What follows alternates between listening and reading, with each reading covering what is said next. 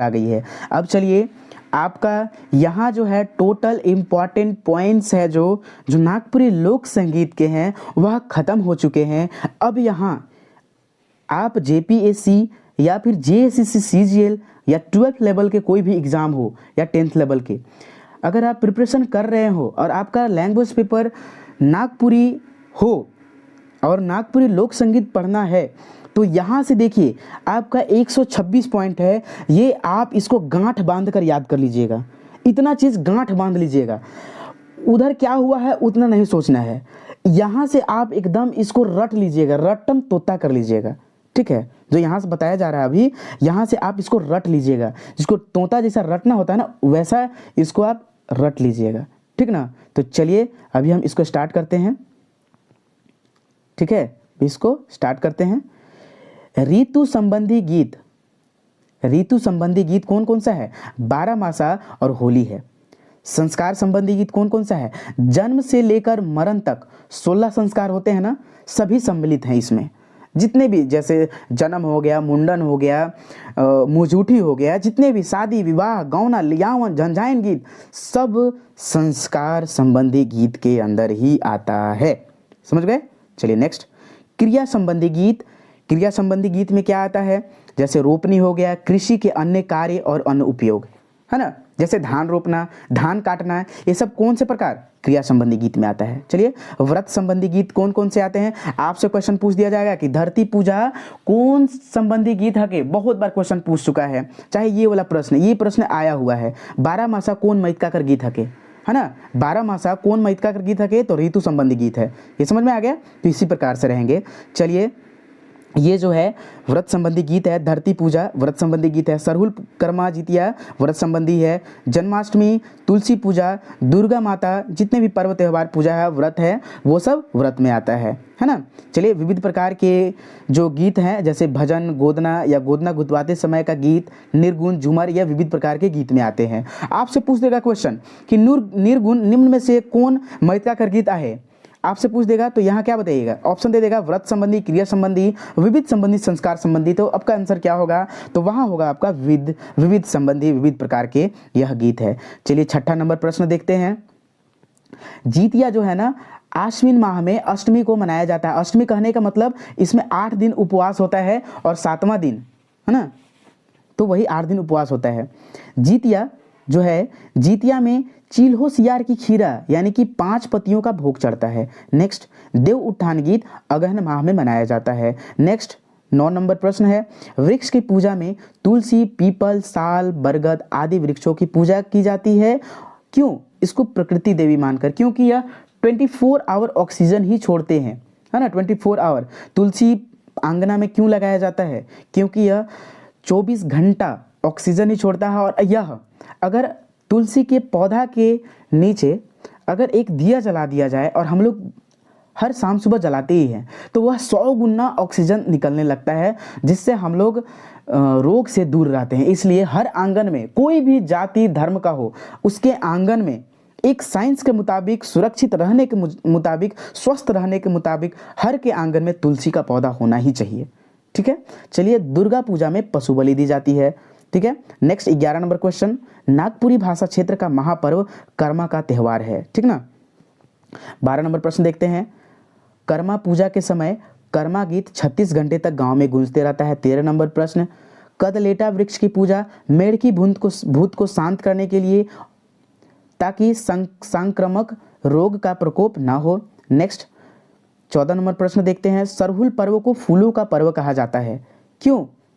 क्योंकि इसमें साल की वृक्ष की पूजा और इसकी फूल की पूजा होती है। 12 मासा है, ऋतु संबंधी गीत है। देखिए, बहुत सारे ऐसे प्रश्न आएंगे जो आपके आगे हैं, है ना, और बहुत ही ज़्यादा इंपॉर्टेंट है। बस वाद्य यंत्र के इसमें प्रश्न नहीं लाए हैं, है ना, जो कि पार्ट 2 में वाद्य यंत्र के जितने भी है एमसीक्यू है, एक एमसीक्यू स्पेशल फॉर द ये नागपुरी लोक संगीत का आएगा, उसमें टोटल एमसीक्यू होगा। एक्चुअली जितना ये पढ़ा दिया ना वो इनफ है ना, वो इनफ है, इससे ज़्यादा और कुछ नहीं आने वाला है। ठीक है, इसी को हम एमसीक्यू के रूप में लाएंगे। 16 नंबर प्रश्न, पुत्र जन्म के समय गाए जाने वाला गीत सोहर गीत या झंझाइन गीत होता है या कहा जाता है। ठीक है। 17 नंबर प्रश्न, नागपुरी में सोहर गीत को ही झंझाइन गीत भी कहा जाता है ना। नागपुरी में सोहर गीत को ही झंझाइन गीत भी कहा जाता है। नेक्स्ट 18 नंबर प्रश्न, नागपुरी भाषा क्षेत्र में गौना की प्रथा नहीं है। किसकी प्रथा नहीं है? तो गौना की प्रथा नहीं है। 19 नंबर प्रश्न, लियावन नागपुरी क्षेत्र में, नागपुरी के कुछ क्षेत्रों में अभी भी प्रचलित है। ठीक है। सावन के अधिकांश गीतों का आधार क्या है? प्रेम है। 21 नंबर प्रश्न, लोक गीतों के क्षेत्र में सावन गीत का विशेष महत्व दिया गया है ना? किसमें? लोक गीत क्षेत्र में। ठीक है। होली और फगडोल कौन मृत का कर गीत है के? तो यह ऋतु संबंधी गीत है। 23 नंबर प्रश्न, होली या फागुन में नचनी नचाने की प्रथा है। क्या नचाने की प्रथा? नचनी नचाने की प्रथा। होली के एक सप्ताह बाद क्या चीज़ मनाया जाता है? तो फगडोल मनाया जाता है। ठीक है। फगुआ 25 नंबर प्रश्न, फगुआ बसंत पंचमी से लेकर रामनवमी तक मनाया जाता है। 26 नंबर प्रश्न, फगुआ पुरुष प्रधान राग गीत है। ठीक है। 27 नंबर प्रश्न, फगुआ के गीतों में भगवान श्री कृष्ण का चर्चा बहुत अधिक मिलता है और यह पहचानने का ट्रिक भी है कि यह फगुआ गीत है कि नहीं। नागपुरी क्षेत्र में बीन वाद्य यंत्र का कोई स्थान नहीं है, बीन नहीं बजता। ठीक है। नेक्स्ट प्रश्न 29 नंबर प्रश्न, और यह जो लास्ट वाला प्रश्न है ये भी कैसा लग रहा है, और कमेंट सेक्शन में जरूर बताइए कि जो वन लाइनर और शॉर्ट नोट्स कैसा लगा वीडियो, और कैसा इसका पीडीएफ है, कैसा कंटेंट है, कैसा क्वालिटी है, कमेंट सेक्शन में जरूर कीजिएगा कमेंट। ठीक है। बिकॉज बहुत ही ज़्यादा मेहनत लगते हैं। विवाह गीत महिला प्रधान गीत है। विवाह के प्रारंभ से अंत तक अलग अलग समय अलग अलग गीत होते हैं। ठीक है। 31 नंबर प्रश्न देखते हैं, उदासी जेठ बैसाख के मौसम में गाया जाता है। 32 नंबर प्रश्न, उदासी राग के गीत तीव्र वाद्य यंत्र नहीं बजते, यानी कि उदासी राग गीत में तीव्र वाद्य यंत्र नहीं बजते हैं। उदासी पुरुष प्रधान गीत है। उदासी जो है पुरुष प्रधान गीत है। ठीक है। नेक्स्ट, पावस आषाढ़ में गावल जाइला। पावस आषाढ़ में गावल जाइला। 35 नंबर प्रश्न देखते हैं, पावस राग गीत में वर्षा ऋतु में श्रृंगार रस, वीर रस, विरह रस आदि का भाव मिलते हैं। पावस जो है पप्पू, पावस पुरुष प्रधान गीत है। अंगनई जो है महिला प्रधान गीत है ना, नृत्य गीत संगीत है। चलिए नेक्स्ट 38 नंबर प्रश्न देखते हैं, अंगनई गीत कर्मा जितिया के अवसर पर महिलाओं द्वारा गाया जाता है। 39 नंबर प्रश्न, झूमर के 3 प्रकार होते हैं। 40 नंबर प्रश्न क्या कहता है, मर्दानी झूमर, जनी झूमर, बंगाली झूमर, यह झूमर के 3 प्रकार हैं। 41 नंबर प्रश्न, मर्दानी झूमर पुरुष प्रधान नृत्य संगीत है। 42 नंबर, मर्दानी झूमर में वीर रस, ओज गुण, ऊंचा स्वर, तीव्र स्वर और वाद्य चलता है। जनी झूमर महिला प्रधान गीत है। जनी झूमर महिला प्रधान गीत है। ठीक है। नेक्स्ट 44 नंबर प्रश्न देखते हैं, जनी झूमर कर्मा जितिया के अवसर पर गाया जाता है। जनी झूमर हमेशा ओदे रे से स्टार्ट होता है, यह जनी झूमर पहचानने का नियम है। बंगला झूमर पुरुष प्रधान नृत्य संगीत है। नेक्स्ट 47 नंबर प्रश्न, धरती पूजा चैत्र और वैशाख में के माह में मनाई जाती है। ठीक है।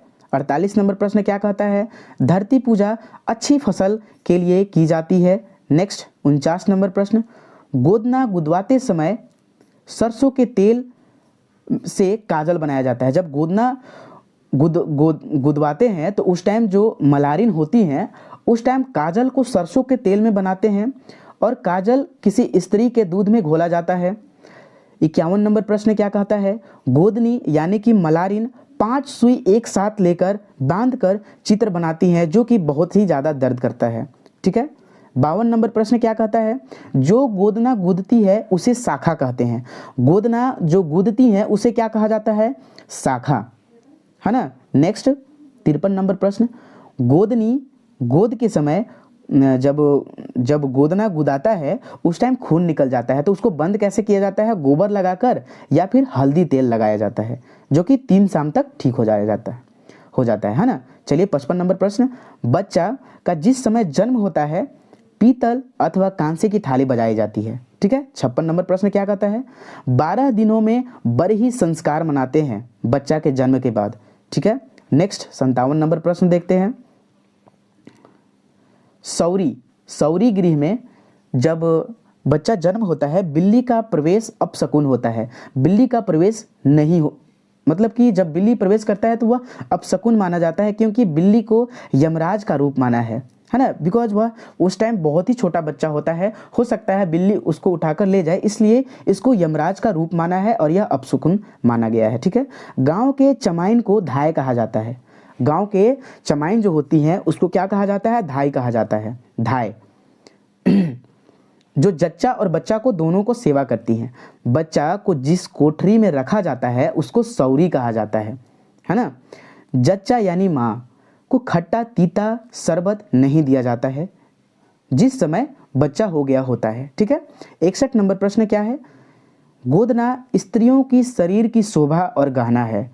इनका नागपुरी क्षेत्रों का मानना है कि मरने के बाद आभूषण नहीं जाते और चोर इसे चुरा सकते हैं, लेकिन गोदना को मरने के बाद भी साथ में जाता है और इसे कोई चोर नहीं चुरा सकते हैं। इसीलिए गोदना को सर्वोत्तम गहना माना गया है नागपुरी वासियों के द्वारा। ठीक है।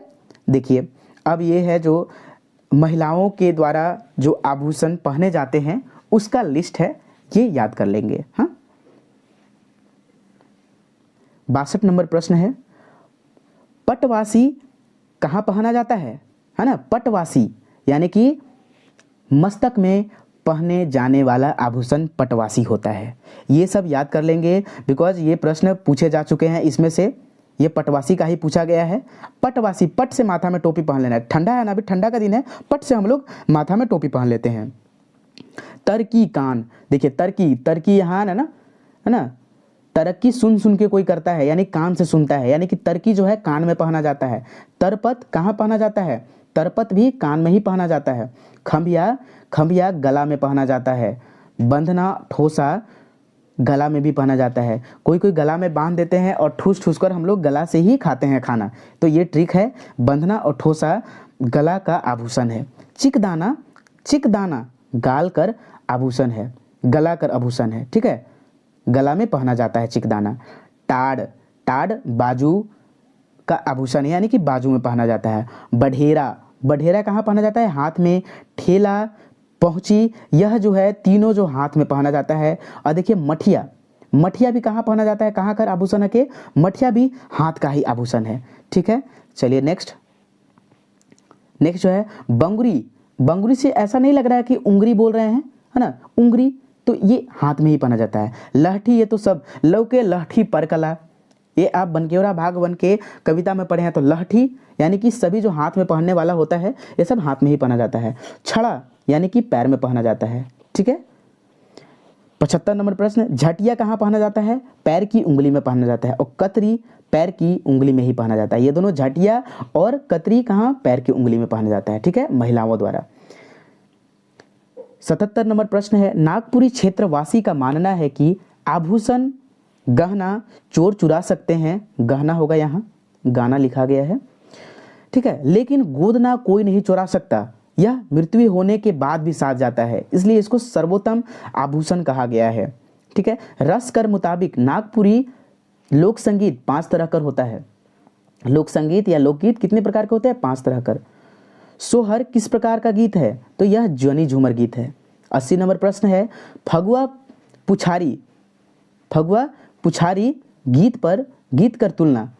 गीत कर तुलना कव्वाली से किया जाता है। फगुआ पुछारी गीत कर तुलना किससे की जाती है? तो कव्वाली से की जाती है। ठीक है।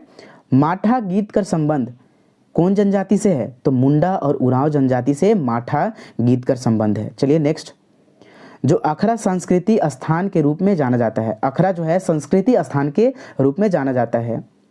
लहस कर कौन राग गीत गाया जाता है? तो लहसुआ। ठीक है।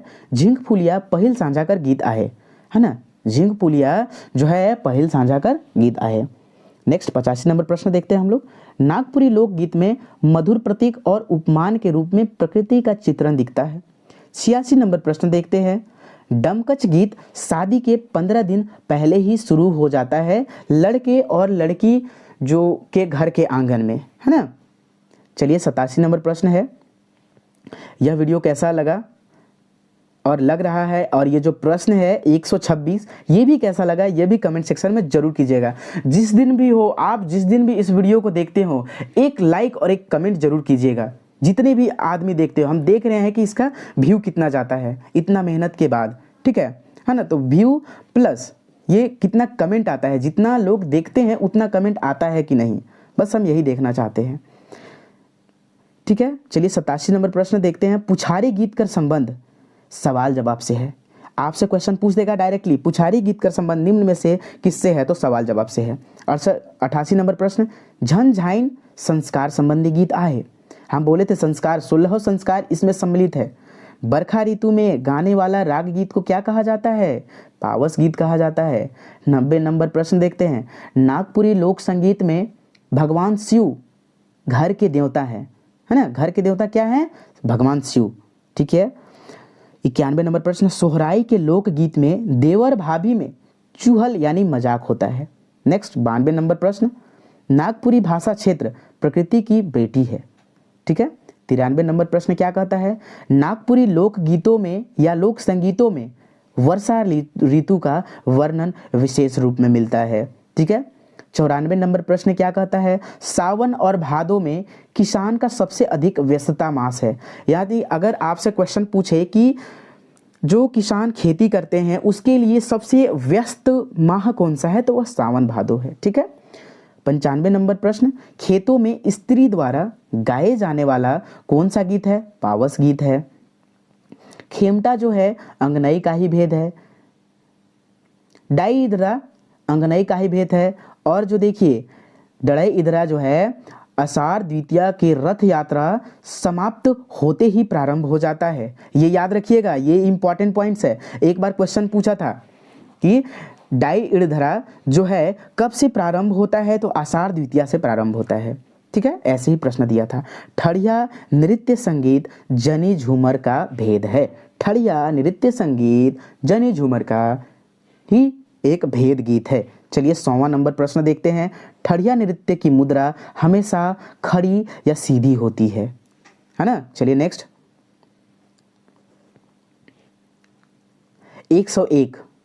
101 प्रश्न, झुमटा डमकच का भेद है। झुमटा किसका भेद है, डमकच का।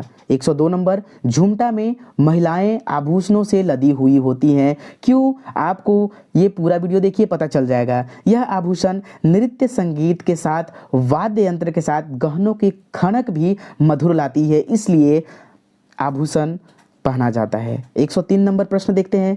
अधरतिया जने झूमर आधी रात को पूरे जोश खरोश के साथ गाया जाता है और नृत्य किया जाता है, ठीक है।